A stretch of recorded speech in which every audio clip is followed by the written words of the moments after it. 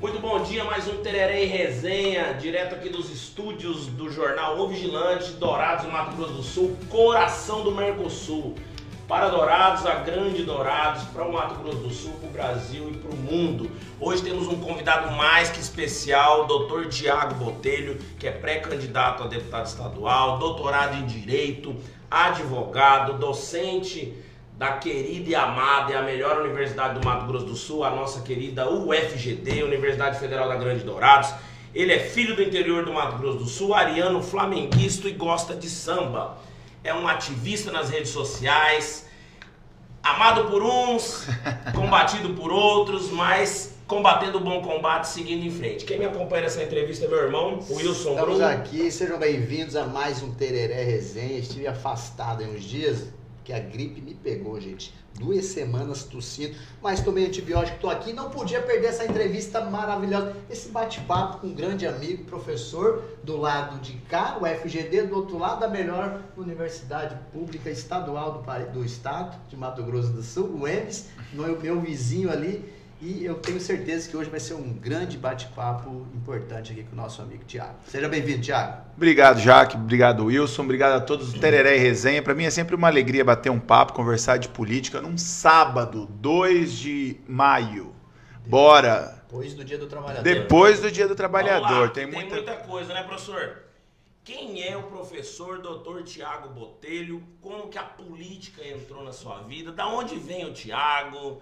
Queria que você se apresentasse para quem ainda não conhece. Já que eu sou filho do interior, eu nasci em Vinhema em 83, com 1 ano me mudei para Naviraí, estudei na escola pública, eu sou filho de uma mãe professora, de um pai servidor público, e como boa parte dos filhos do interior, chega em algum momento, quando tem a oportunidade, ele sai e vem estudar. E eu vim para Dourados, fazer Direito da UEMS, História na UFGD, trabalhei no Ministério Público aqui por 3 anos como assessor no Ministério Público, e passei no concurso do Tribunal de Justiça, fui analista judiciário por 3 anos, vou fazer o mestrado em Direito Agroambiental na UFMT e abro um concurso para mestre na UFGD em Direito. Eu presto esse concurso e a universidade que me formou, eu viro professor dessa universidade. Eu acho isso muito emblemático. Depois faço doutorado em Direito Socioambiental.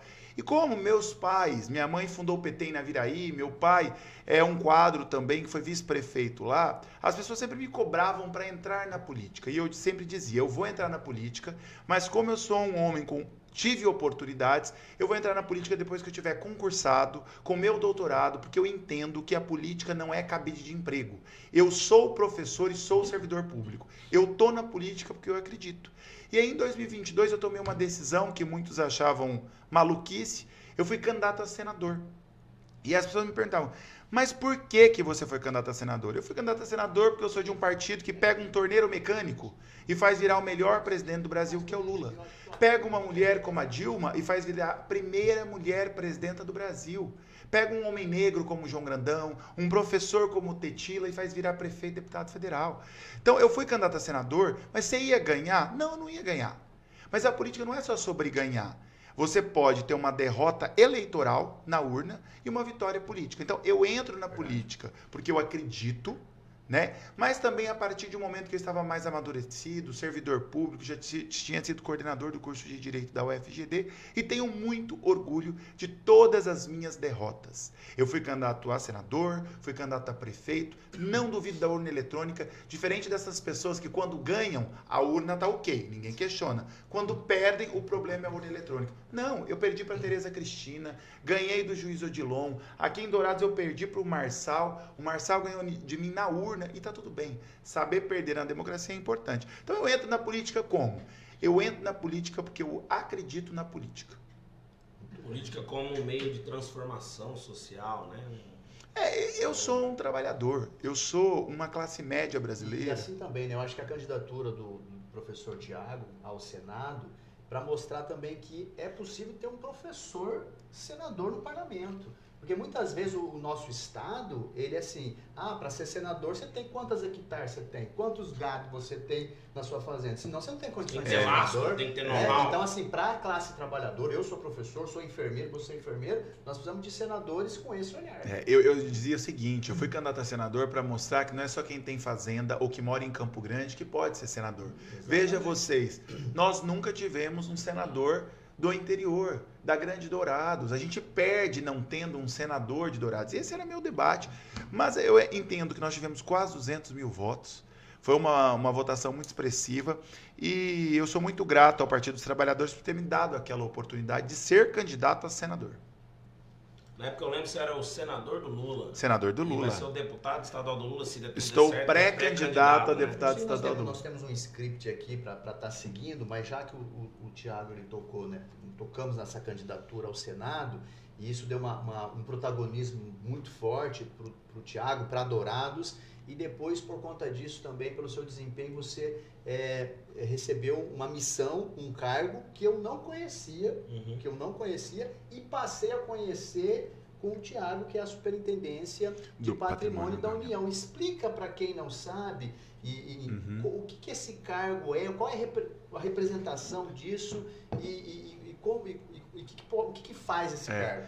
Wilson, em 2022, saímos da eleição, daí o presidente Lula me convida. Eu falo que eu gostaria de ir para o IBAMA, porque eu sou doutor em Direito Socioambiental, e vem da Casa Civil o seguinte, a gente precisaria de alguém para a Superintendência do Patrimônio da União. Assim como você, eu disse, eu não sei o que faz isso.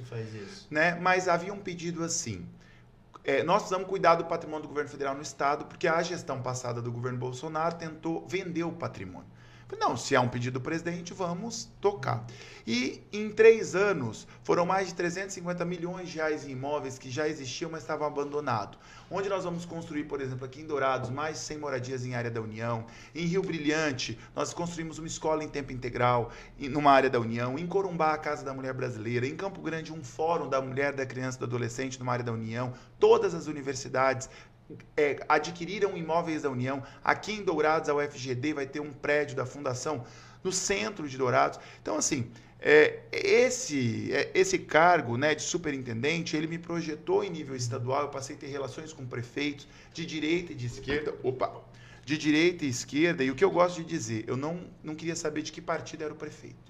Eu não queria saber se o prefeito era do PL, se o prefeito era do MDB, porque eu entendo que, passada a eleição, você tem que governar com quem ganhou o processo eleitoral. E isso tirou a SPU de Mato Grosso do Sul da 16ª colocada em nível nacional, e nós passamos a ser a primeira em nível nacional que mais entregas fez de imóveis da União.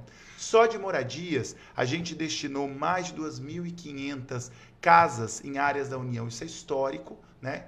Então, eu fico muito feliz. Geralmente, essas casas, elas são feitas em terrenos do município. Do município. Então, o seu trabalho foi articular para que fosse no terreno da União. Então, eu gosto de dizer, coloque professor em cargo de gestão que dá certo. A gente dá conta de tocar o processo. Legal demais. Bem. O tema é conjuntura política, Tá. não tem como correr disso, né? No âmbito do direito, que é a sua área de dominância e expertise. O que Dourados precisa para voltar a ser protagonista, ser aquela cidade modelo, o coração do Mercosul, e qual o papel da UFGD, das universidades, da sociedade civil organizada na sua visão? Até como projeto de cidade universitária. Dourados precisa de menos TikTok e mais diálogo. Dourados precisa de menos centralidade e mais democracia. Dourados precisa de mais gestão, mais projeto. Eu andei em Dourados na campanha de prefeito e as pessoas têm 2 grandes prefeitos em Dourados, que é meio que consenso, o Brás e o Tetila. E o que me levou a entender a dimensão da gestão Tetila? Tinha projeto. O orçamento de Dourados hoje está basicamente 2 bi, né? O orçamento, ele é um orçamento estrangulado. E o que é um orçamento estrangulado? Você precisa pagar as contas e você não consegue executar muito com o orçamento do município. Por isso, você precisa ter uma equipe que faça projetos e vá buscar recursos em Brasília, que vá buscar recursos em nível internacional, que tenha capacidade de atrair novas empresas, porque trazendo novas empresas você traz emprego e isso aquece a economia local e você tem uma melhor arrecadação. Então, hoje, o que eu vou te dizer? Eu acho que Dourados precisa de uma classe política mais comprometida com o desenvolvimento de Dourados e menos preocupada com o status. Eu fico vendo os políticos de Dourados, cada um quer ser mais TikTok que o outro, cada um quer ser mais blogueiro que o outro. A gente não precisa de prefeito blogueiro, de vereador blogueiro ou de deputado blogueiro. A gente precisa de pessoas capazes de dialogar. Marçal Filho é o prefeito, o Riedel é o governador e o presidente Lula é presidente desse país. Eu não vejo uma articulação capaz de romper os aspectos ideológicos. E eu digo o seguinte, se eu fosse prefeito e o Bolsonaro é presidente, se ele me atendesse, eu dialogo com o Bolsonaro. Porque não é sobre Thiago ou o partido do Thiago, é sobre Dourados. Então, para mim, Dourados precisa de mais projeto, de mais diálogo. O que a gente escuta é que o Legislativo não dá conta de dialogar com o Executivo não dialoga com o governo federal, não dialoga com o governo estadual. Então, perde um pouco. Né? A UFGD, Dourados, tem uma potencialidade educacional. E aí você tem a UFGD, você tem a UEMS, você tem a Anhanguera, a Uniderp, você tem a Unifron, você tem a Unigran, você tem o IFMS. Só que hoje ela tem uma potencialidade, só que a administração não dialoga com isso. Uma pessoa que quer pegar um ônibus no transbordo para ir para a UFGD é um parto. Né? Os parques de Dourados, abandonados. O que a juventude que vem para estudar em Dourados tem de atrações culturais, a economia criativa? Então, o que eu acho? Nós temos uma potencialidade para o agronegócio e nós conseguimos explorá-la. Mas nós temos uma potencialidade para um polo universitário que nós não conseguimos explorar. Hoje, um estudante que vem de Maracaju, de Eldorado, tem uma maior dificuldade em circular em Dourados. Né? Então, eu acho que a UFGD e todas as universidades públicas e privadas é uma potencialidade pouco explorada. Eu, se fosse prefeito, ia montar um conselho educacional onde as universidades, os institutos ajudariam a gestão a pensar soluções criativas para os problemas de Dourados. Quem ganha uma eleição não sabe de tudo. Um prefeito não é especialista em tudo, ele é gestor, ele tem que saber gerir. Agora, trazer as universidades para a administração é imprescindível. E você me fez lembrar de dois momentos, né? Quando você coloca que um estudante não consegue se locomover, lembra da nossa época? Sim. Né? O transporte era um grande problema, nós tínhamos um passe livre, Livre. Nós não pagávamos para ir até a universidade, tinha um ônibus. Teve até protesto. Tiveram problemas, lideramos protestos, enfim, mas o governo, na época, era o Tertila, sempre teve um olhar diferenciado. E você me fez lembrar do Festudo, que era um festival universitário, cara, que traziam peças de renome nacional aqui no nosso teatro municipal, organizado pelas universidades, prefeitura, e funcionava maravilhoso. A percepção que eu tenho que a Dourados que eu cheguei era infinitamente melhor do que a Dourados que eu estou. Os parques todos abandonados, o teatro municipal fechado, o aeroporto só reabriu agora, ficou 4 anos fechado, né? As estruturas. Então, eu fui na Secretaria de Cultura, quem tem 20 servidores, então você não tem uma Secretaria de Cultura. Se você não tem servidores para pensar projeto, para captar recursos, cultura nesse município. Vamos falar de uma coisa que está na mídia nacional. Dourados decreta calamidade após o colapso na saúde causada pela epidemia de chikungunya. Esse assunto aqui, Thiago, vamos falar de saúde indígena, como que você vê. Mulher é uma área federal, minha mãe é servidora da FUNAI, isso é da FUNASA, falta água, e o governo do estado tentou lá colocar a caixa d'água, derrubou a caixa d'água, caíram com a caixa d'água, não sei. E aí veio esse surto. E dia 20 de abril, Dourados decreta calamidade, mas aí 20 de março já tinha uma situação de emergência. Veio um recurso, foi avisado, o Wilson pode ajudar aqui, como da saúde. E 6.186 casos, né, suspeitos, com 8 mortes, 7 na reserva indígena. E uma taxa de positividade aí de 64%. Ocupação de leitos de 110%. Queria que você apontasse, já foi candidato a prefeito, como que a gente resolve o problema da saúde indígena em Dourados, nos 3 âmbitos, né, da tripartite, município. E falam ainda que boa parte da reserva indígena é do município de Itaporã, que nunca comenta. Queria que você fizesse uma pincelada de tudo, que é muito assunto. Vamos lá, Bororó, Jaguapiru e Panambizinho não são problemas para Dourados. Enquanto os gestores continuarem tratando os povos indígenas como problema, nós teremos um problema. Porque eu gosto de dizer que indígena é brasileiro, é sul-mato-grossense e é douradense. Portanto, esta responsabilidade é do prefeito, do governador e do presidente da República. Eu entendo que nós temos uma responsabilidade maior do governo federal e o governo federal vem tratando isso. A questão do problema da água. Nós temos ali a destinação do recurso para o governo do estado está desenhando o projeto, porque hoje quem tem conhecimento para captação de água e tratamento de água é a Sanesul desenha o projeto, só que não se resolve um problema estrutural da noite para o dia, ainda mais com dinheiro público, você tem que fazer licitação, você tem que fazer chamamento público, então tem toda essa burocracia, mas eu também entendo que a água é direito fundamental, então eu acho que já passou do tempo das esferas se unirem, e aí eu estou fazendo uma crítica aos 3 entes, governo federal, governo estadual e governo municipal. Você não pode deixar uma população do tamanho da Bororó e da Jaguapiru com falta de água. E eu gosto de destacar que os condomínios de luxo têm lago de água cristalina e não tem problema de água. Por que na Bororó e na Jaguapiru nós temos? Porque os povos indígenas são tratados como cidadãos de classe inferior. Porque faz divisa. O Hectares e os demais condomínios possuem água, não falta água. Né? E aí, também gosto de destacar que a Bororó e Jaguapiru são maiores que 20 municípios no Mato Grosso do Sul. Então, nós temos uma cidade dentro de uma cidade que é tratada com exclusão. Eu entendo, se eu sou prefeito de Dourados, eu, enquanto prefeito, preciso ajudar a resolver o problema. É óbvio que eu não tenho o orçamento para ajudar, mas eu preciso marcar uma audiência com o presidente da República, eu preciso marcar uma audiência com o ministro da Saúde, eu preciso me colocar à disposição de ajudar uma população que é cidadã douradense. O que eu sinto dos prefeitos é que, esse é um problema do governo federal.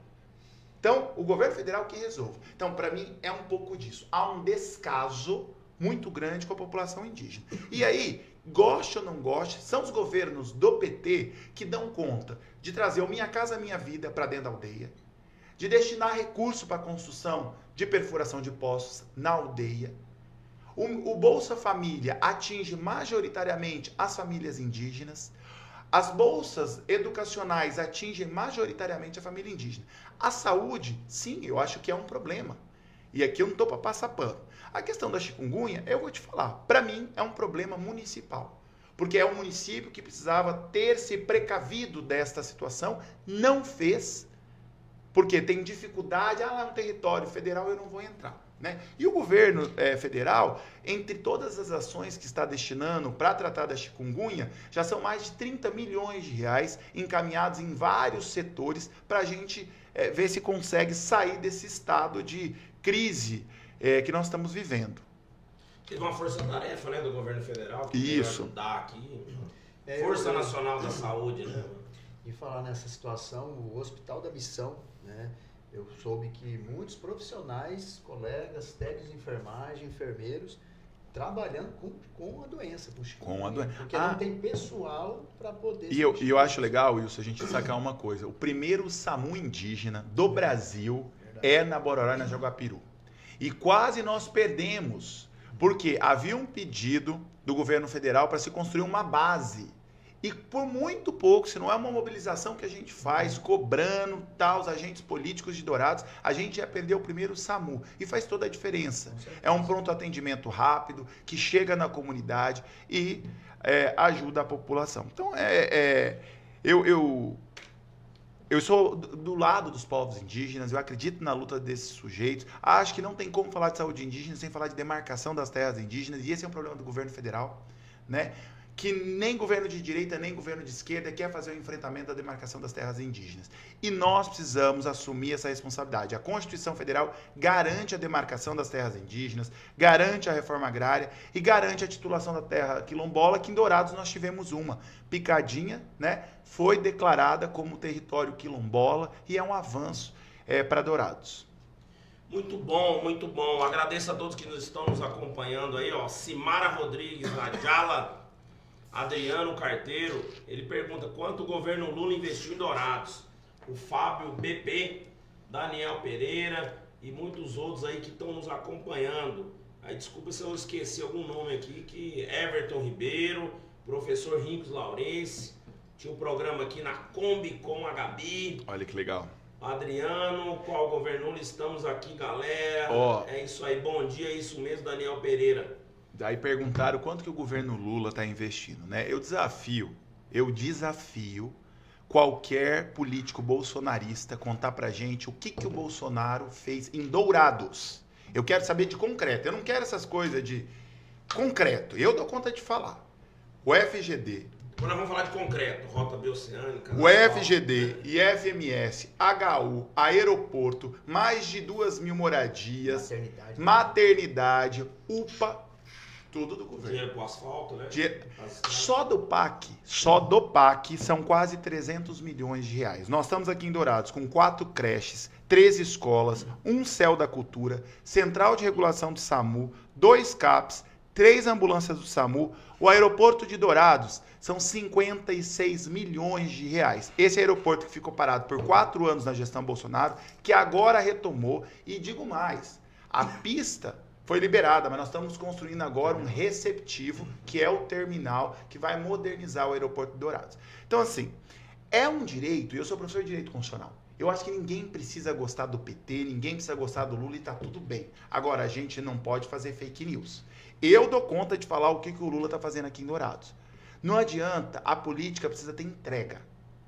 Aí chega aqui e fica falando de banheiro unissex, de comunismo, de kit não sei o quê. Isso não existe. Que o Lula vai fechar a igreja. Nós já governamos esse PT, esse país, por quantos anos? Alguma igreja foi fechada? Alguém deixou de poder professar sua fé? Então, assim, na verdade... O comunista vai morar na sua casa. O comunismo vai morar... O fantasma do comunismo, né? Vai dormir no teu quarto. Não, e detalhe, eu não sou comunista. Eu sou socialista. Eu respeito quem é comunista, porque a Constituição permite o pluralismo político. Você é um cara capitalista, Thiago? Cara, eu não sou. Eu luto contra o capitalismo, mas eu vivo no capitalismo. Qual né? seria o modelo? Assim? O socialismo. Eu acho que o socialismo seria uma... Porque o que acontece? Há uma corrente teórica que diz que o socialismo vem antes do comunismo. Né? E o socialismo seria um país onde você consegue redistribuir mais a renda, onde você consegue ter menos desigualdade social, onde você consegue ter mais bem-estar social. Nós não viemos... Eu acho... Seria uma social-democracia? Lógico, eu sou um defensor da democracia, né? Eu sou um defensor da redistribuição de renda. Eu sou de um partido que tirou o Brasil do mapa da fome pela segunda vez. Você sabe quantas pessoas saíram do mapa da fome no Mato Grosso do Sul? 60 mil pessoas saíram do mapa da fome. Você sabe quantas casas do Minha Casa Minha Vida nós construímos de 2023 a 2026? 30 mil moradias. É esse o partido que eu estou. Tiago, só estou fazendo essa provocação, porque o que acontece? Quem está nos assistindo lá e tem um comércio e nascemos no capitalismo e vivemos... A China é ao meu ver, um neocapitalista ultraliberal, ela faz dumping, ela é agressiva no comércio e é comandada pelo Partido Comunista, mas a prática ela é capitalista agressiva. Ela dominou o mercado mundial. Quiçá alguns especialistas dizem que é a maior economia do mundo hoje já. Quando a gente fala assim, eu sou socialista, igual você afirmou, e eu sou contra o capitalismo, como seria esse modelo de moeda, né, do Drácon lá? A gente vai ter que comercializar. Seria um capitalismo com responsabilidade social? Ou seria quebrar o sistema financeiro, eu acho que a especulação? O projeto de país que adota o socialismo, ele se afasta do capitalismo. O que é o capitalismo? O capitalismo é a exploração da mão de obra, onde poucos têm muito e muitos têm pouco. E a gente está caminhando cada dia mais, eu fico vendo, né? Que as pessoas não gostam da CLT, elas querem a pejotização, elas querem... Na verdade, o que as pessoas não estão percebendo é que elas estão cada dia mais perdendo direitos. A CLT é um grande avanço no direito do trabalho. A pessoa ter férias, ter 13º, ter... licença maternidade. FGTS. Tudo que Getúlio Vargas fez. Tudo, né? Mas assim, e isso não é um problema do Brasil. O mundo vive uma crise institucional em que, por isso que eu acho que o capitalismo, ele não está em crise, ele é a crise. As pessoas falam, mas nós estamos... Não, o capitalismo é a crise. O capitalismo é a exploração. O capitalismo é a desigualdade social. O capitalismo... mas o comunismo não deu certo. Eu não defendo o comunismo. Não deu, mas o capitalismo também não deu. Então, eu, enquanto um professor, eu entendo que a gente precisa caminhar por um outro modelo de maior equilíbrio com a questão ambiental.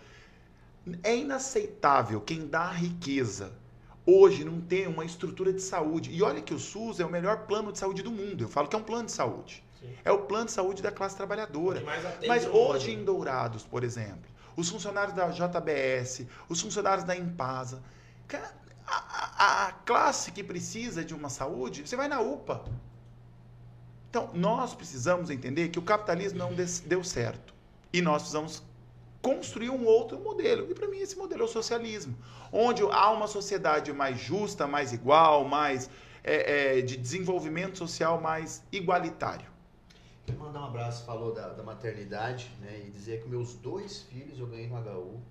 O primeiro na pandemia, o segundo agora fez 1 ano, numa estrutura excepcional. É melhor eu ter de uma construção.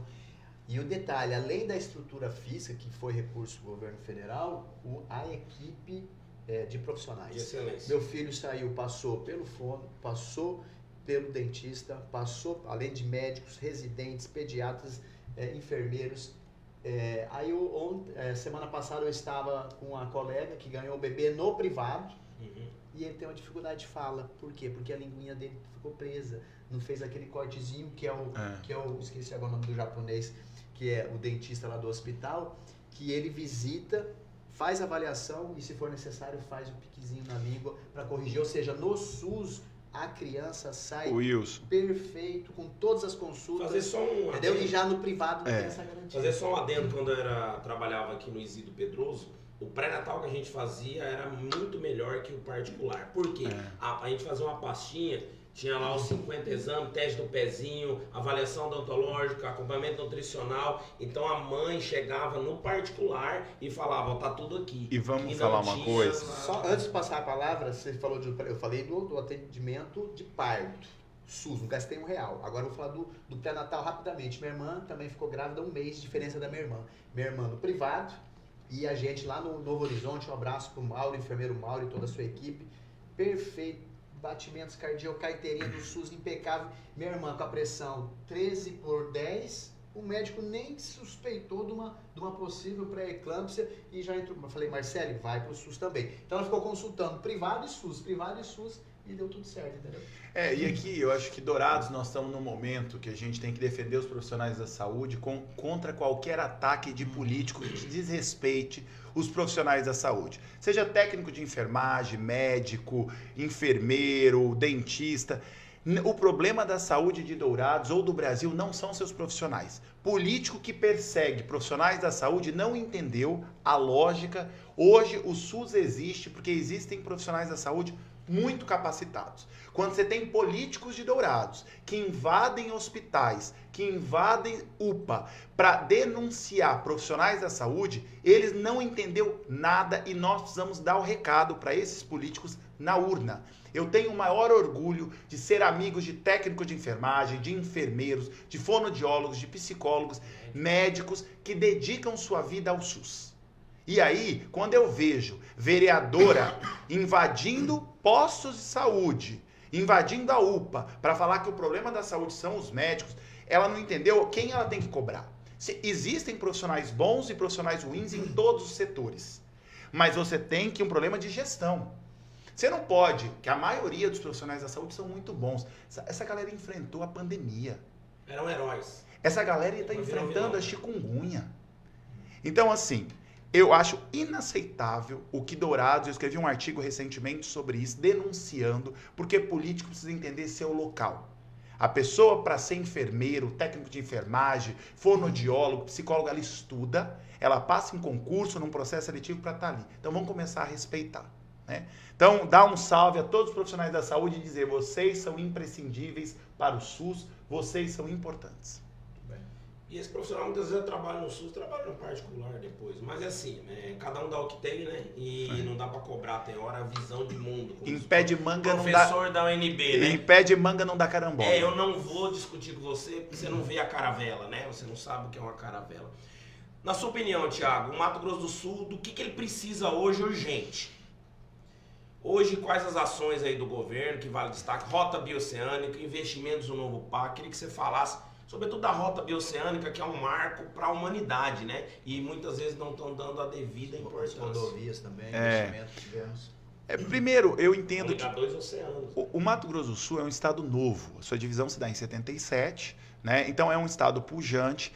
Entretanto, ele segue ainda com um modal. Eu acho que o agronegócio ele é pujante, mas nós precisamos trazer mais indústrias, precisamos trazer mais empregos, precisamos investir na questão educacional. O Mato Grosso do Sul é um estado ainda que tem uma carência na parte de ciência, tecnologia e educação. Então, nós temos que preparar o Mato Grosso do Sul para o futuro. E o Mato Grosso do Sul do futuro não pode ser só o estado do agro. Ele também é o estado do agro, mas ele precisa ser o estado da agricultura familiar. Você pega, hoje a gente traz boa parte da alimentação de Santa Catarina, de São Paulo, do Rio Grande do Sul. Por quê? Porque essa briga imbecil de que a reforma agrária é imprescindível. E a reforma agrária não é uma política socialista, a reforma agrária é uma política capitalista. Por quê? Nos países desenvolvidos, ditos desenvolvidos, quando você queria baratear a comida, você tinha que fracionar o território. Então a reforma agrária, ela está na Constituição, não porque ela é uma política comunista, ela é uma política do capitalismo.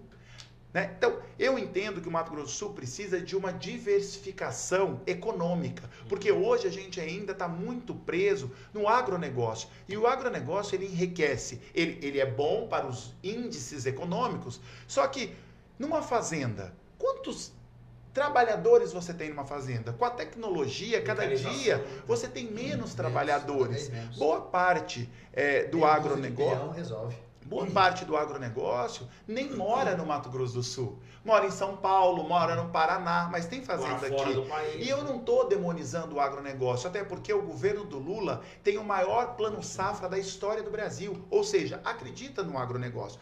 Mas eu vejo os pequenos empresários hoje de Mato Grosso do Sul com uma dificuldade enorme, uma carga tributária enorme. O Lula vai lá dar desoneração para gasolina, para diesel, isso iria baratear. Não, aí o Estado não faz. Agora nós liberamos R$1 bilhão. O Lula foi lá e assinou, e eu acho um gesto tão nobre. Eu duvido que um governador do PT, o Bolsonaro presidente, ele teria coragem, às vésperas de eleição, de liberar R$1 bi para a estrada, para o Conesul. Isso, aí as pessoas falam assim para mim, o Lula é bobo. Eu falo, não, o Lula faz o que tem que fazer e eu assino embaixo. Política não se faz com ódio. O Conesul inteiro vai recapear com R$1 bi que o Lula liberou. Então, resumindo a sua pergunta, eu acho que o Mato Grosso do Sul ainda está muito preso a um único setor produtivo. Nós precisamos investir mais em ciência e tecnologia, nós precisamos investir mais no pequeno empresário, nós precisamos investir mais em cultura, nós precisamos investir mais na agricultura familiar, nos povos indígenas e nos quilombolas. Porque se a gente tem comida barata, a gente, ao invés de trazer, a gente manda para fora e a gente aumenta a arrecadação do Estado. Que esse é um outro problema. Né? As contas de Mato Grosso não estão fechando. Não estão fechando. Não ficar na monocultura, né? Exportadora de latifúndio. Isso, e eu não estou falando contra. Eu não estou falando contra. Tem espaço para todo mundo. Tem espaço para todo mundo. Por exemplo, eu vou dar um exemplo. A Bororó e Jaguapiru. Por que a gente não implanta uma agroecologia de produção de comida barata a partir dos povos indígenas para que eles possam se sustentar e também sustentar a cidade? Nós não temos uma feira indígena. Se chegar explorar a cultura ali também. Se chegar um parente seu, como é que você leva para conhecer a Bororó e Jaguapiru? Tem que ter um memorial dos povos indígenas. Tem que valorizar a dança, a língua. City Tour. Exato. Aí você vai para os Estados Unidos. Eu falei para Etienne colocar um polo da LGD lá dentro. Um polo do IF. Né? Então eu acho que é isso. Aí tinha uma outra, aí do governo Lula. É um pouco do que eu falei. O PAC é um programa de aceleração do crescimento, onde o governo federal ele destina recursos para além daquilo que ele tem que mandar constitucionalmente. O PAC é a mais. Então ele manda para educação, manda para saúde e tal. Nós mandamos para Dourados 293 milhões de reais. Se tirar tudo que nós estamos construindo aqui para Dourados. Né? E o que eu fico chateado é que às vezes as pessoas não querem dar o devido crédito. O governo Lula acredita em Dourados, o governo Lula acredita no interior de Mato Grosso do Sul e nós estamos trabalhando muito para os 260 mil cidadãos que moram em Dourados. Aqueles que votaram e os que não votaram. O Paulo Sene que fala da escala 6x1, já vamos falar disso aí. Vamos. Senão a gente não consegue. Rincos Laurece, dia que você conhece minha posição política, estou gostando da fala do Thiago, mas queria que você perguntasse para o Thiago por que o Lula, em mais de 20 anos, não conseguiu fazer um substituto enquanto o Bolsonaro fez vários. Tarcísio, no caso. Quem que é ele?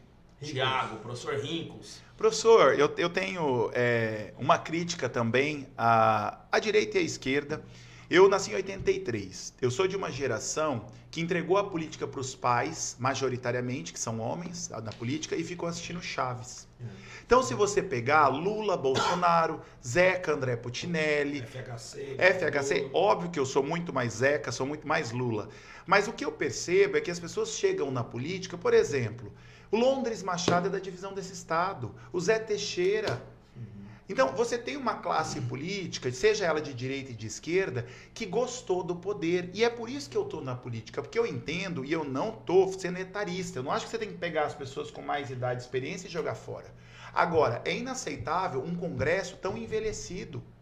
O Congresso é para ter gente do agro, da agricultura familiar, LGBT, católico, evangélico, espírita. Porque ateu. O Congresso representa a sociedade brasileira. Quando você só tem homens de uma certa idade, tem um problema. Então, assim, eu acho que a gente não tinha que estar levando o Lula com 80 anos para uma reeleição.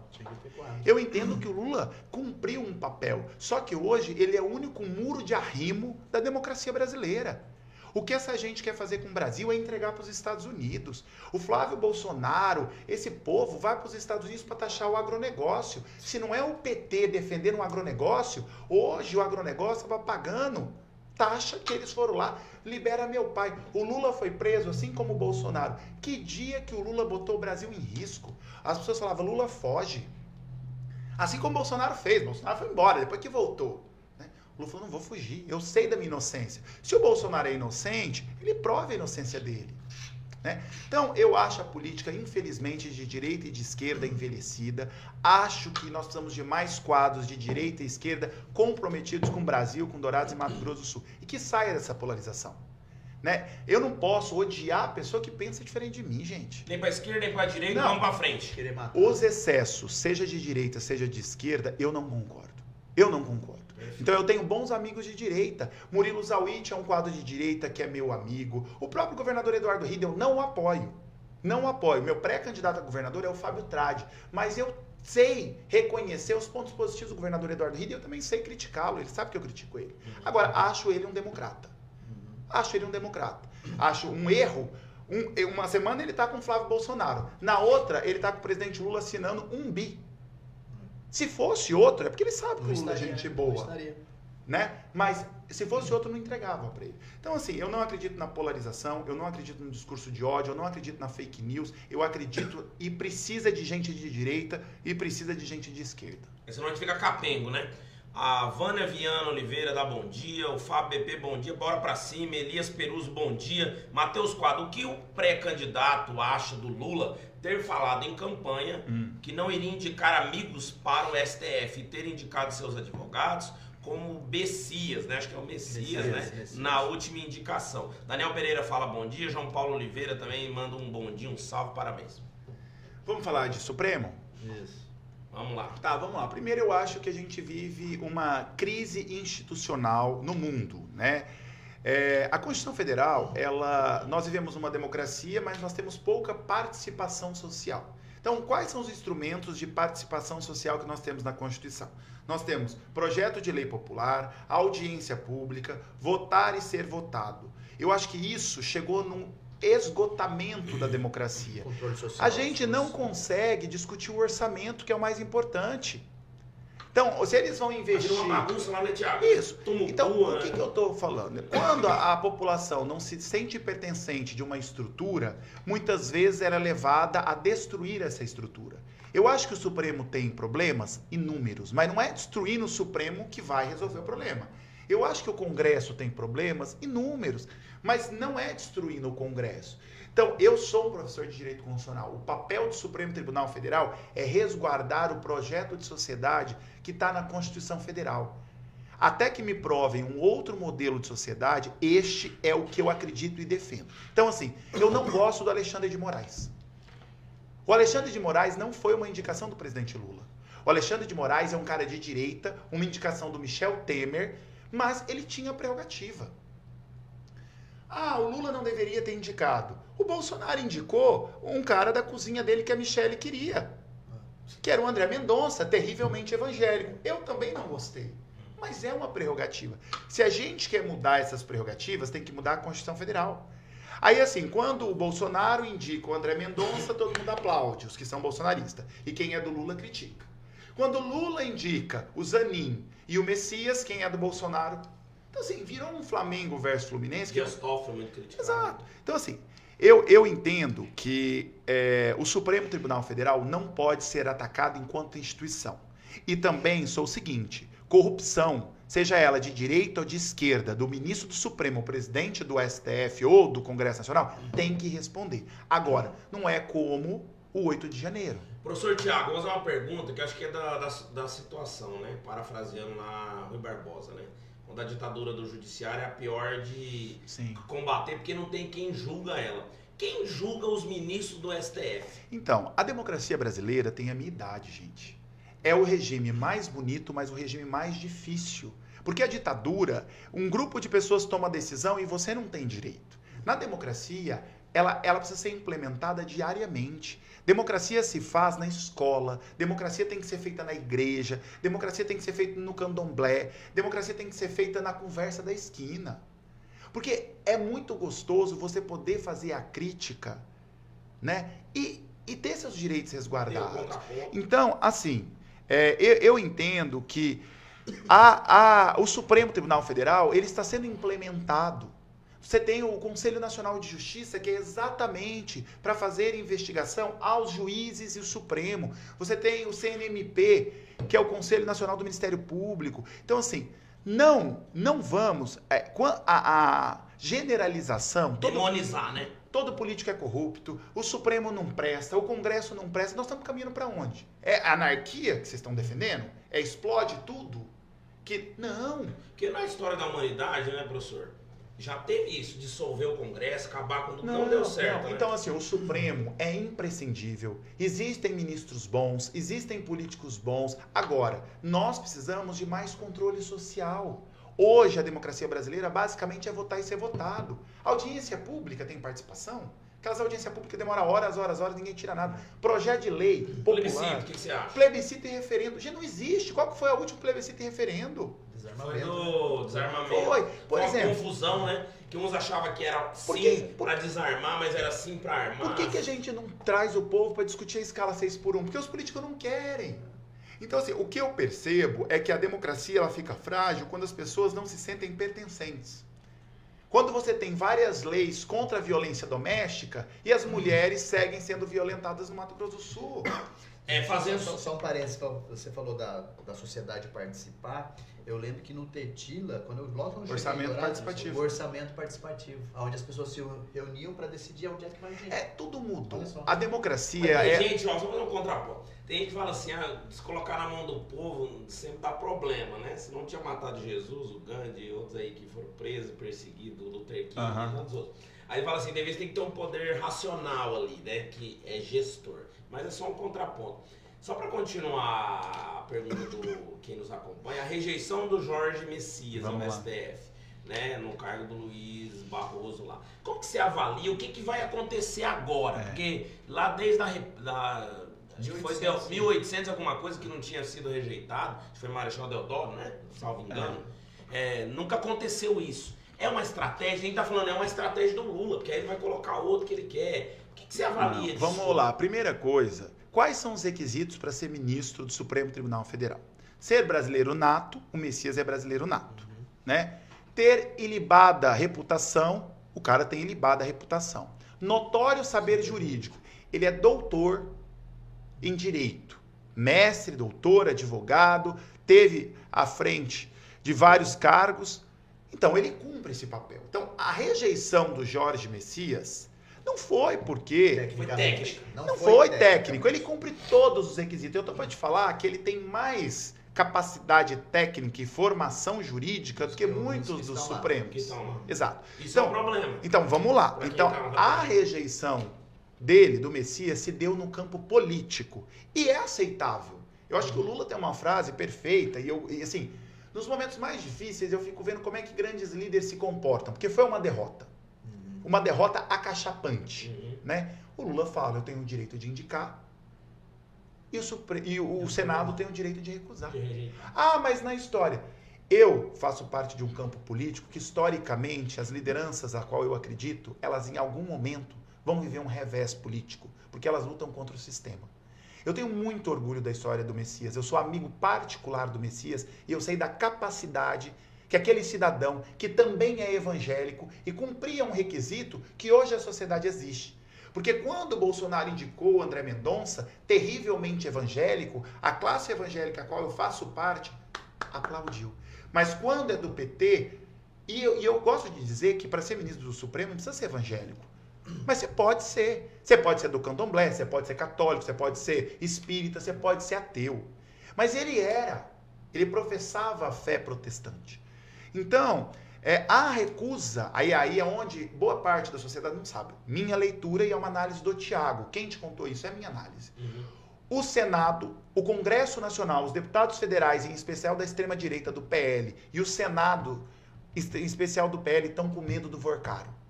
Estão com medo CPI do Banco Master. Da CPI do Banco Master. E ministros do Supremo também estão com medo. Um acordão, Thiago? Por que o André Mendonça, que é evangélico, que foi uma indicação do Bolsonaro, queria o Messias? Porque sabia da competência e honestidade do Messias. E por que o Alexandre de Moraes não queria o Messias? Então, eu deixo para as pessoas pensarem. Onde que entra o Alcolumbre? Ele vai ter que ler. Como que é o rito jurídico, Thiago? Não, ele tem que o ler Alcolumbre... o pedido da CPI não, e aí, assim, andamento? O golpe da Dilma. Como se deu o processo de impeachment da Dilma? Era trazer uma crise econômica e política que não existia.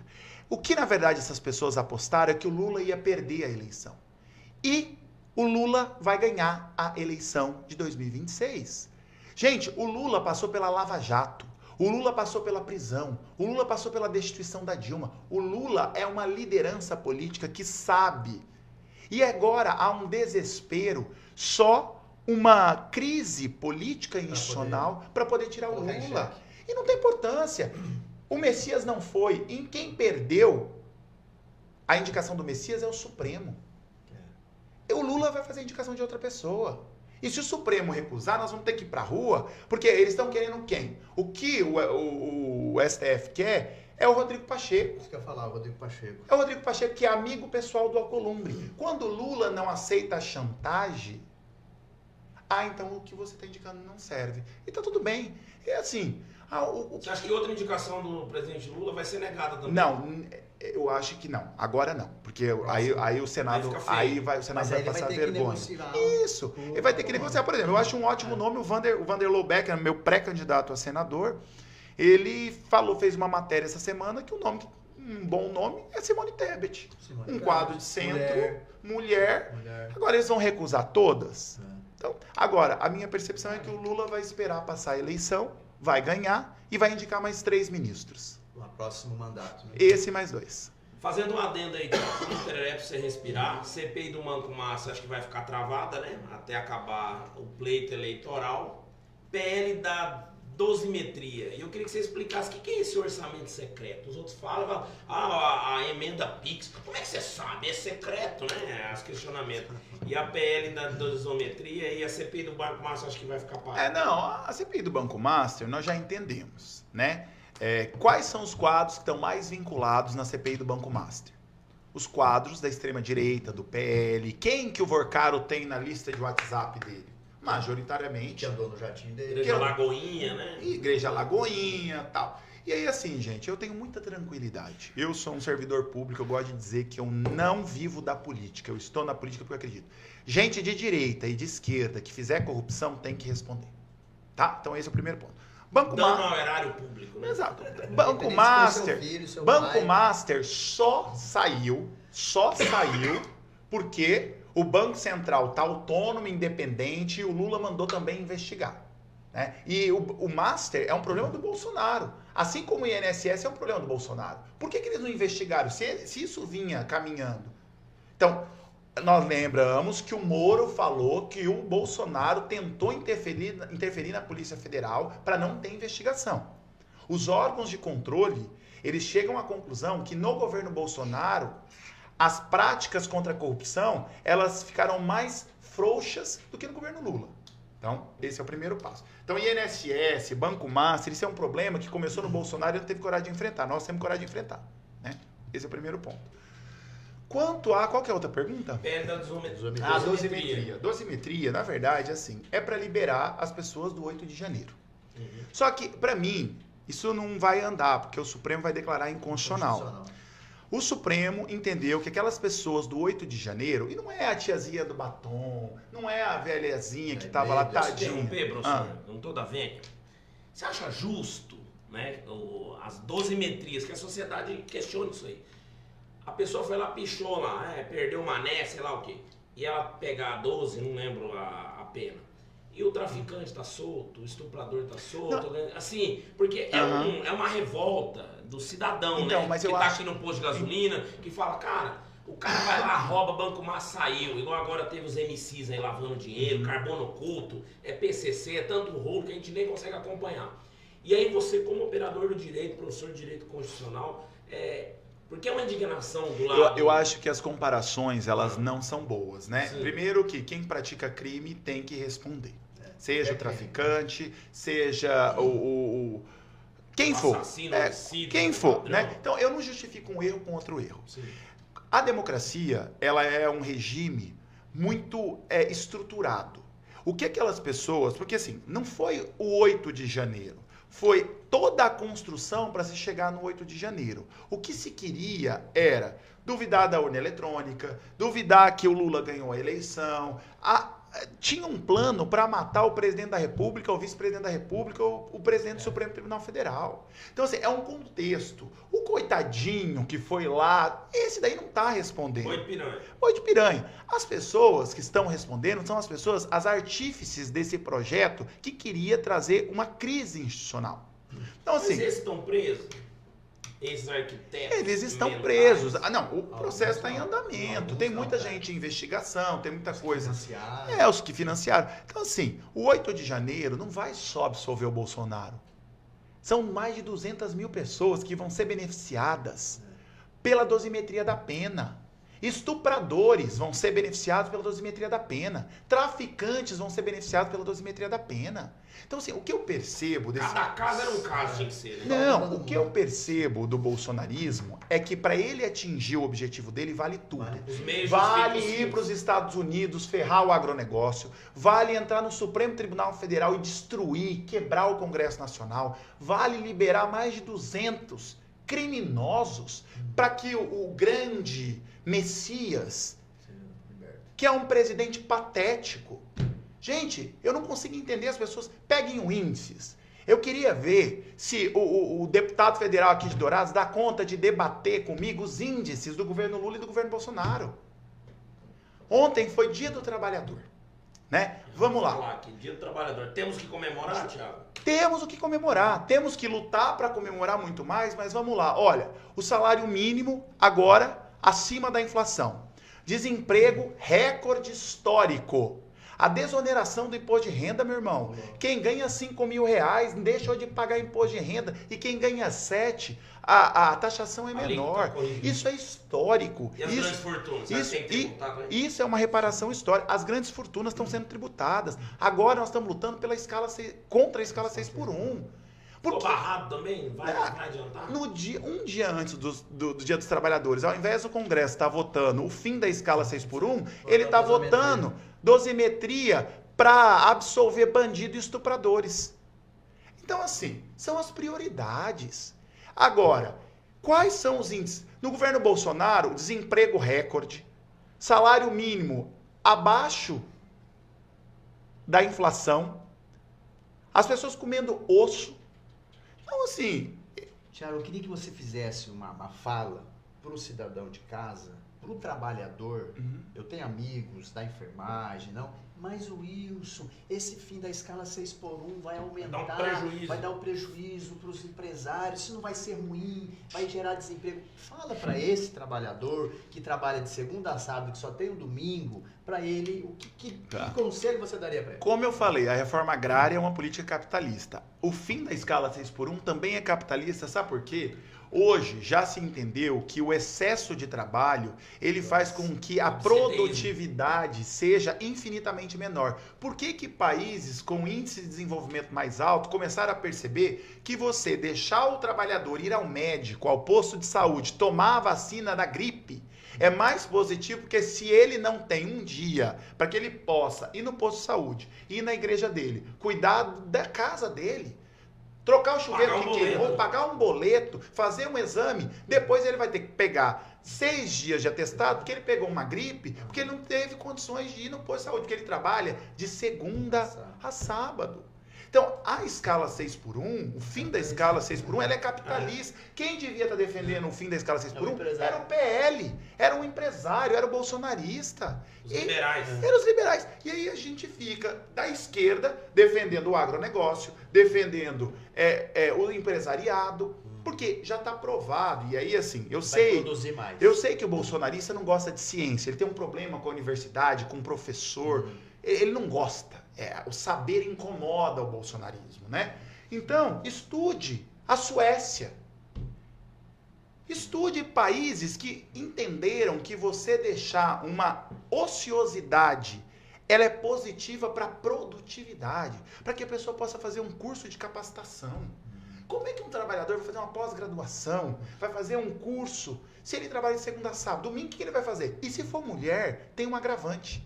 As mulheres têm dupla jornada. Na escala 6x1, a mulher trabalha 12x1. Porque ela vai trabalhar fora de casa.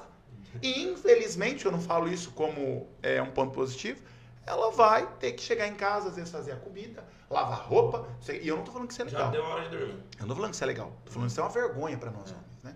Então, e nós vamos pautar, o PL já falou que vai fazer propaganda contra. O Valdemar da Costa Neto já deixou claro. E vamos falar lá dentro aqui da saúde, você citou as mulheres, né? A mulher não é igual ao homem, a gente não é igual, não tem igualdade, é equidade, né, Wilson? Então, a mulher menstrua, a mulher tem os seus hormônios diferentes do homem, e a gente tá criando uma sociedade do futuro sem pai, sem mãe, porque ele acorda cedo, vai trabalhar, chega tarde, não faz uma tarefa, não vai na escola, não acompanha o filho, ele é criado pelos outros. E aí muitas vezes fala a intervenção do Estado. Porque o professor está fazendo ideologia lá na cabeça do meu filho. Você não tem tempo, você está trabalhando, quem vai ficar na mão dos outros? É colégio integral, é a creche, é quem está educando ele, é a internet, né? Então, a escala 5x2 dá essa oportunidade de você ver teu pai, ver tua mãe. E detalhe, se o trabalhador produz mais, há uma maior arrecadação. Então, não existe essa possibilidade, porque vai quebrar, porque vai ganhar menos. Não, o que a gente quer é implementar os direitos trabalhistas. Então, quando foram acabar com a escravidão, meu Deus, se acabar com a escravidão é economia. Não, porque aquilo era um trabalho... Mas é que o tráfico negreiro não era rentável. Aí vamos criar o 13º. Vai quebrar o Brasil. 13º é importante para você ou não é importante para você? Para a economia. Né? Tem gente que fala que 13ª semana trabalhada, né, professor? E 13º não é exatamente. Benefício, não é, nós estamos falando de horas trabalhadas que você precisa somar e dar um 13º salário. A gente tem que lutar pelo 14º. Porque não é definido o que porque é o hoje, mês. aí né? as pessoas falam assim, porque quem gera a riqueza. Quem gera a riqueza são os trabalhadores desse país. Que fica na mão de um pequeno grupo de empresários. E eu não sou contra empresário. Agora, sim, quem dá o lucro para o empresariado são os trabalhadores. Tira os trabalhadores de uma fábrica, tira os trabalhadores de uma empresa. A empresa para. Então, quem gera riqueza nesse país são os trabalhadores. Aí quero só falar mais uma coisa. Mas o problema hoje em dia é o Bolsa Família. Porque as pessoas não querem trabalhar por causa do Bolsa Família. Você sabe quanto que é o Bolsa Família? 600, 700 reais. Se o empresário não dá conta de pagar mais de 700 reais, eu falo, não vai trabalhar mesmo. Porque é trabalho análogo à escravidão. Se a pessoa tem que trabalhar com um salário menor que o Bolsa Família, a Fundação Getúlio Vargas e o próprio IPEA já fez um estudo que o Bolsa Família tira as pessoas da linha da pobreza e inserem as pessoas num outro patamar de vida. Você tem uma pequena parcela da sociedade que ficam no Bolsa Família por muito mais tempo. E aí é onde a gente tem que criar políticas públicas. O IF tem que absorver essa pessoa, o mercado de trabalho. Então, como que o PT tirou o Brasil do mapa da fome 2 vezes? Através do Bolsa Família. Mas essa prática, Thiago, é feita nos países desenvolvidos. Sim. No ramo imobiliário, no ramo industrial. Inclusive, os capitalistas adoram isso, porque é uma garantia que aquela pessoa vai pagar, que aquele recurso vai guinar a economia. Então ele gira a economia. Se não vai pro jatinho do empresário, vai ter o refins, né? Você vê uma coisa só, Thiago. Não, deixa eu te fazer uma pergunta. Especulação financeira no Brasil. Não, deixa eu te fazer. Cassino que é o Tá. Brasil. Vou fazer uma pergunta para você. O agronegócio abre mão do Plano Safra? Jamais, senão ele não funciona, né? Então, qual é o mal do... Então aí o problema é a Bolsa Família. A Bolsa Agro. Você vê que assim, na verdade, é um egoísmo. E o que eu fico mais assim, eu sou cristão. Nada é mais democrático e mais humano que a Bíblia. Né? Os exemplos são de divisão do pão. Depende, tem Não. no Antigo Testamento é complicado. Mas eu tô falando assim, não bate a conta, né? Explorar o trabalhador, criar um problema com uma política que é exemplo no mundo, que é o Bolsa Família, o Vale Gás. Cara, as pessoas cozinhar com lenha.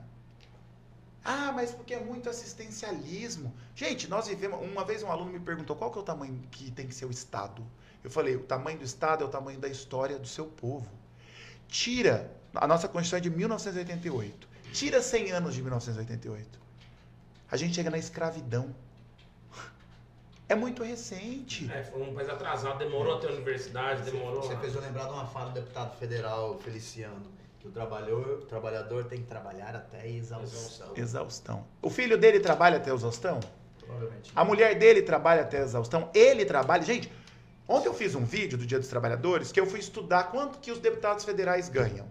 É mais de 80 mil reais por mês, mais de 90 mil reais por mês, trabalha 3 dias na semana. Plano de saúde? Plano de saúde, tudo. Não E aí a escala 6x1, a escala 5x2 vai quebrar o Brasil. Eles não vão quebrar o Brasil ganhando 90 mil reais. Explica pra quem tá não ouvindo, professor, nos ouvindo. Orçamento secreto e emenda PIX. O que é essa onça aí? Na verdade, assim, o orçamento secreto foi criado para que o executivo... Não, vamos primeira coisa. Legislativo não deveria executar. Nós temos um Congresso que raptou o orçamento do Poder Executivo. Hoje, um deputado federal tem 50 milhões de reais de emenda ano, um senador tem 100 milhões de reais de emenda ano. Tá? Isso quer dizer que o cara pode investir no clube de tiro, pode investir em show sertanejo. Eu gosto de show sertanejo, mas acho que a saúde é prioritário a show sertanejo. Certo? Então, hoje nós temos o Congresso Nacional sequestrando o orçamento do Poder Executivo. Aí você não consegue melhorar a saúde, você não consegue melhorar a educação, porque os caras estão investindo no show da Ana Castela, estão investindo no show do Luan Santana. Chegou nesse ponto e o presidente, Chegou Lula, nesse quem ganhar, pode mudar isso? Você fica refém. Não tem. Você fica refém do Congresso. Você precisa aprovar. Mas quem fez isso? Isso começou com Temer e Bolsonaro. E aí foi escalonando. Cada vez que o Poder Executivo precisa do Congresso, o Congresso faz uma chantagem. Então tem que aumentar a emenda, tem que aumentar... Aí foi escalonando o tamanho que a gente chegou na emenda PIX, que o PIX cai na conta do prefeito, da prefeitura, e aí é a coisa melhor do mundo, muito mais rápido. E a emenda secreta. Por que é emenda secreta? Para não saber onde você gasta esse dinheiro. Um dinheiro que é público... E um dinheiro de um deputado do Estado mandando para outro. Para outro. Para fazer um filme sobre ditadura militar no Rio de Janeiro. Quanto que está o rombo hoje dos déficits públicos? Dívida dos estados com a União? De cabeça eu não vou saber, né? Você fala que ela aumentou depois desse orçamento secreto? Não, não, o grande problema que nós tivemos, o Bolsonaro, ele tinha uma dívida com os estados e com os municípios e ele não paga, que a gente chama de precatório. E aí ele dá um rombo. Aí quando as pessoas falam, mas o Lula, a dívida é maior. Porque ele pagou. Porque ele pagou. O que o Bolsonaro não fez, quase quebrou, porque a União tinha... Ele fez uma moratória, nem declarou isso. O Estado... Aí o problema era as pedaladas da Dilma, né? O Bolsonaro quase quebrou. Quase quebrou os estados e os municípios, porque ele deixou de pagar. Quando o Haddad chega, ele fala, não, pelo amor de Deus, nós temos que pagar. Começa a pagar. Aí aumenta o déficit. Aumenta, entendeu?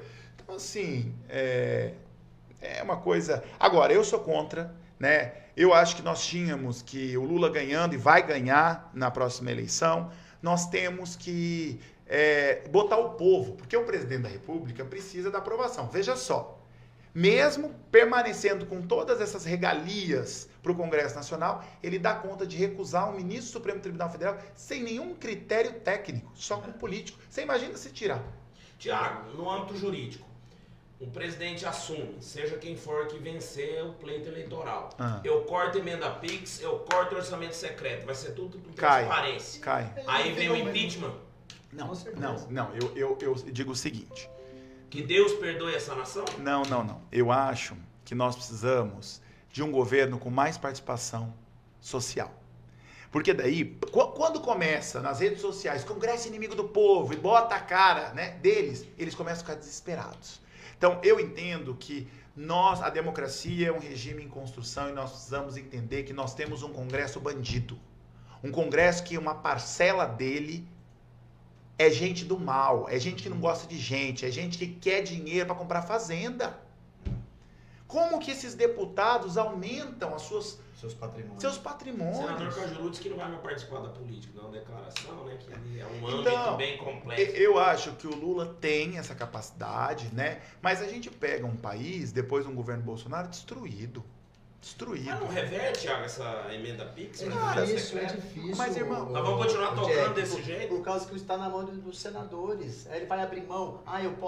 Eu tenho 50 milhões, eu vou abrir mão 25 mas eu milhões. digo ter a transparência para a gente saber onde foi esses recursos, para não ter... Vai ter esse monte. Quem está fazendo isso? O Flávio Dino. Flávio Dino. É inconstitucional. A Constituição diz que todos os atos da administração pública têm que ter a impessoalidade, a publicidade, a eficiência. Transparência. Uma coisa que ninguém fala, porque ele se autodeclara comunista, né? O Flávio Dino foi lá e barrou os penduricários, né? Que é os benefícios. Pensão para filha de general. O que você vê? Esse monte de regalias, privilégios, né? O trabalhador que ganha aí 3 mil, tá lascado, e vendo tudo isso. Você acha que tem que um presidente ter pulso firme? Falar, não, eu vou cortar, vamos abrir um plebiscito, vamos abrir para o povo, ver o que o povo acha. Qual que seria a manobra jurídica para diminuir essa discrepância aí dos benefícios? Eu acho que a gente ainda não conseguiu um governo que dialogue e com as novas tecnologias com o povo. Toda vez que se fala, nós precisamos fazer aí a reforma trabalhista, reforma da Previdência, e sempre quem paga é o que menos ganha. A gente precisa enfrentar os super salários dos magistrados, do Ministério Público, dos políticos. É essa caça da sociedade, não é de enfermeiro, não é de professor, não é de servidor público técnico que ganha ali 3, 4, 5 mil reais. Nós estamos falando de fazendas que são públicas. Tem juiz ganha 1 milhão, né, por mês. Gente, não tem que empresa privada, e eu não gosto dessa comparação, porque o Estado é diferente de uma empresa, né? A empresa é lucro e o Estado é o bem-estar social. Mas que empresa dá conta de pagar para quem quer que seja 100, 150, 200 mil reais? É o CEO, né? A gente precisa fazer um enfrentamento nos super salários. Só que quem tem coragem de fazer enfrentamento com o judiciário, com o Ministério Público, com o político? Aí é onde eu falo. E a gente vai viver um novo momento da política. Essa é a última eleição do presidente Lula. É a última eleição de Bolsonaro. E é a última que vai ter reeleição. O que você vê do mandato sem reeleição 5 anos? Uma briga, né? Essa é a última sem reeleição? Não. Em 2030, né? Começa que é mandato de 5 anos. Isso, não foi aprovado isso ainda. Não foi aprovado isso ainda. Não, eu acho que nós tínhamos que ter um mandato de 5 anos e sem reeleição. Inclusive, acho que o legislativo não dá para uma pessoa ser deputada estadual de Mato Grosso do Sul desde a divisão do Estado. Tem alguma coisa de errado. Acho que são os campeões daqui, né? Os 2 deputados são os recordistas. Então, fica até morrer, né? Fica. Aí tira e bota a filha. Simara também, Rodrigues Ayala, bom dia, direto de Bela Vista. Fala, Wilson. Não, acho que já está indo para finalmente, né? Eu acho que a gente só tinha que falar um pouco sobre 2026. Vamos lá, é agora. É isso que eu quero falar. Nós temos aqui o professor Tiago. Gente, uma aula que nós tivemos aqui de Constituição, de modelo, de sociedade, de política, né? Acho que foi uma aula muito interessante, um bate-papo. Mas o Tiago hoje, né? passou pelo que passou, pela superintendência do patrimônio, com essa experiência de uma eleição para senador, uma eleição para prefeito, entende de como funcionam os municípios, de como deve funcionar o Estado, o país, está preparado, seu nome vem se classificando é um pré-candidato para 2026, deputado estadual, Thiago? 2026 é um ano importante, nós levamos Lula a uma pré-candidatura de presidente novamente, acredito que Lula vá se reeleger. Nós temos como nosso pré-candidato a senador o nosso deputado federal hoje, Vander Lobel, pré-candidato a senador, que nós estamos apresentando para o Mato Grosso do Sul, um quadro consolidado de muitas emendas em Dourados, um quadro que entrega para o interior do estado, né? Deputado federal em Dourados, nós temos Elias Ixi como nosso pré-candidato a deputado federal, a deputada federal Camila Jara, que vai à reeleição, né? Para governo do estado, nós temos o pré-candidato Fábio Tradi, um quadro consolidado, já foi presidente da OAB, ajudou a construir o Código de Processo Civil, deputado federal, era um quadro que sempre esteve à centro-esquerda e resolveu assumir porque viu a polarização e quer fazer esse enfrentamento, né, aqui no estado, então é nosso pré-candidato a governador. Como pré-candidato a deputado estadual, eu coloquei meu nome. Eu entendo que a esquerda precisa renovar, e eu tenho dito isso. A extrema-direita, ela tem bons comunicadores, elas têm pessoas que sabem lidar com o algoritmo, e nós da esquerda estamos perdendo esse espaço. Então hoje eu sou um quadro que fui testado nas urnas, fui candidato a senador, 200 mil votos, candidato a prefeito de Dourados, 20 mil votos, estive superintendente do Patrimônio da União, fui coordenador do curso de Direito da UFGD e agora, né, me descompatibilizei por responsabilidade, podia ter ficado por mais 3 meses, mas eu falei, não quero me descompatibilizar, sair da superintendência e estou pré-candidato a deputado estadual porque eu entendo que Dourados precisa de um quadro que consiga dialogar, que consiga construir a política. Dourados tem poucos quadros de deputado estadual. Hoje nós temos Renato, Lia, Gleice e Zé Teixeira, né? E o Razuki, e o Neno Razuki, né? E eu acho que nós precisamos de um quadro mais jovem, mais oxigenado e que seja do interior, porque eu estou em Dourados, mas nasci em Viema, cresci na Viraí. Então estou muito animado, as pesquisas têm nos colocado ali dentro do PT em primeiro, segundo lugar, isso mostra trabalho, mostra comprometimento, mas mostra também que a gente tem que correr o trecho, porque guri parado não vende picolé, e eu falei que eu só vou parar de fazer minha pré-campanha, depois a campanha, quando abrir a urna e Dourados tiver um professor para chamar de deputado. Falando em correr o trecho, guri parado não vende picolé, você tem a sua base consolidada em Dourados, mas eu acompanho, acho que o Jack também. Você tem viajado muito o estado. Como é que está a sua transição assim e nos outros municípios, na região sudoeste, no norte? Como é que está isso aí, Thiago? Assim, as regiões onde a gente acaba tendo mais ações é o Cone Sul, o Vale de Vinhema, Grande Dourados e a própria capital, né? Mas a gente tem grandes apoios. Em Porto Murtinho, nós tivemos uma atuação da SPU muito grande lá no Rio Paraguai, junto com o prefeito Nelson Sintra. Eu tenho prefeitos de direita que aprenderam a respeitar o trabalho do Thiago de esquerda. Jardim. E também o Jardim, Bonito, Bela Vista. Em muitos municípios que entenderam, porque eu ia conversar com o prefeito e falava, prefeito, seguinte, Itacuru, fala, prefeito, deixa o Thiago de lado e vamos conversar com o superintendente. Então isso gerou bons amigos, bons trabalhos, e agora, num processo eleitoral, é óbvio que gera uma aproximação muito mais sólida. O Thiago de 2026 é infinitamente diferente do Thiago de 2022. Né? O Thiago de 2022 eu tinha que me apresentar para as pessoas, que eu estava começando no processo eleitoral. O Thiago de 2026 é um quadro já conhecido por quem gosta e quem não gosta, né? Mas é um quadro que tem muito mais trabalho para mostrar também no interior de Mato Grosso do Sul. São 350 milhões de reais de ações diretamente que eu executei enquanto estive superintendente. Você citou a Simone Tebet, ela sai por São Paulo mesmo?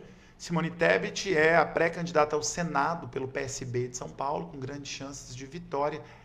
Eu digo que santo de casa não faz milagre. Se Mato Grosso do Sul tivesse juízo, Simone Tebet era senadora por Mato Grosso do Sul. Mas o bolsonarismo acha que a Simone Tebet é muito de esquerda. Simone Tebet não é uma mulher de esquerda. Simone Tebet é uma mulher de centro-direita, do agronegócio, né, que entendeu que construir na democracia era importante, foi convidada pelo presidente Lula e virou ministra, uma das principais ministras desse governo. Tem feito um excelente trabalho. A gente tem que marcar outro podcast, tem muito assunto ainda ficou pra falar, né? Eu ia citar só uns nomes, fazer um pinga-fogo, mas aí não dá tempo mais, o Elias também já tá avisando aí, estourou o tempo, que a conversa é muito boa. Passou Queria que você voando. deixasse um recado final aí pra quem nos assiste, professor Thiago. Agradecer ao Jaque, ao Wilson, agradecer ao Tereré e Resenha. Eu tenho muito orgulho de ser professor da UFGD, de ser de Dourados. Esse município é um município pujante, a classe política precisa ter mais responsabilidade, menos TikTok, menos briga, menos inimizade e mais todo mundo somando por um município que está abandonado. A saúde de Dourados está abandonada, a questão da educação está abandonada, a questão dos parques e empresariado está abandonado. Então eu estou animado, essa pré-candidatura, ela é uma pré-candidatura muito consolidada, muito forte, e Dourados tem me reconhecido como, né, foi candidato a prefeito, foram 20 mil pessoas que acreditaram num professor, e o resultado ele vem agora num outro momento, que é as pessoas entendendo, vamos dar uma oportunidade para um novo quadro, mais experiente, experimentar a Assembleia Legislativa. Então bora trabalhar e temos aí 150 dias, 140 dias até a eleição, né? Então, bora trabalhar. Isso aí, quero agradecer o professor Thiago por aceitar o convite. Fazia dias que nós queríamos vir aqui, né? A agenda não batia. Graças a Deus foi possível nessa manhã e muito enriquecedor. A gente fica muito feliz, o Jornal Vigilante aqui, em nome do Carlão, do Carlos, nosso proprietário aqui. Tá de portas abertas. Obrigado. O jornal, o programa Tereré e Resenha. E espero que o pessoal de casa aí tenha gostado dessa manhã, assim como eu gostei, eu acredito que o Jack também, e aprendemos muito aqui hoje, viu? Foi um ensinamento. Obrigado, professor. Uma entrevista, um bate-papo, uma aula, né? Falar com o professor é sempre bom. E aí agradeço a todos que nos acompanharam, paz e bem, um excelente final de semana. Pode fazer suas perguntas lá, depois o Dr. Thiago responde. E agradeço a todos que nos acompanharam. Valeu, um abraço. Até mais. Tchau. Tchau, tchau.